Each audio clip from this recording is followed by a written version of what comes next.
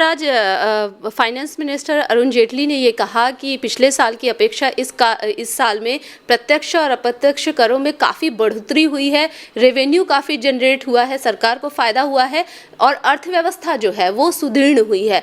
तो इसका किस तरीके से पब्लिक को फ़ायदा मिलता दिखेगा और क्या वाकई में अर्थव्यवस्था सुदृढ़ हुई है? देखिए, ये डाटाज हैं। किसी ने कहा साहब फसल की बुआई कम हुई, रबी की फसल की बुआई ज़्यादा हुई, जीडीपी हमारा वहीं है, हो सकता है 1-2 क्वार्टर के लिए थोड़ा सा कम आए।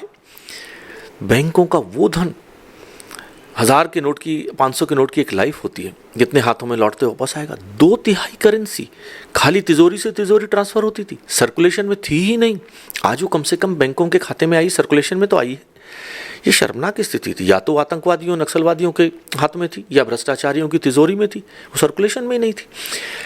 ये तो डाटा है कि म्यूनिसिपल कॉरपोरेशंस के टैक्स रेवेन्यू जो कलेक्शंस हैं वो कई गुना बढ़े।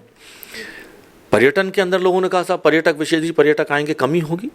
मैं बताना चाहता हूं कि ई टिकटिंग के माध्यम से और माध्यमों से हमारे विश्व के अंदर जो प्रगति 1 महीने के अंदर 4.5% थी, हमारे यहाँ प्रगति 9% हुई पर्यटकों के क्षेत्र में। तो मैं किधर गिरावट है? आर्थिक दृष्टि से व्यवस्थाओं की कमी के कारण कुछ लोगों को कष्ट हुआ, लेकिन उस कष्ट को भी लोगों ने सहर्ष स्वीकार किया है राष्ट्र हित में। और उस वक्त पूरा देश प्रधानमंत्री जी के इस फैसले के साथ खड़ा था।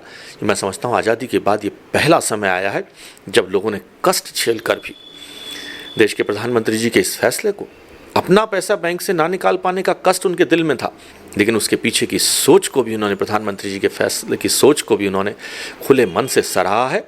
ये बहुत बड़ा एक, मैं समझता हूँ, उदाहरण के रूप में इतिहास के पन्नों में लिखे जाने वाला कदम है। यानी कि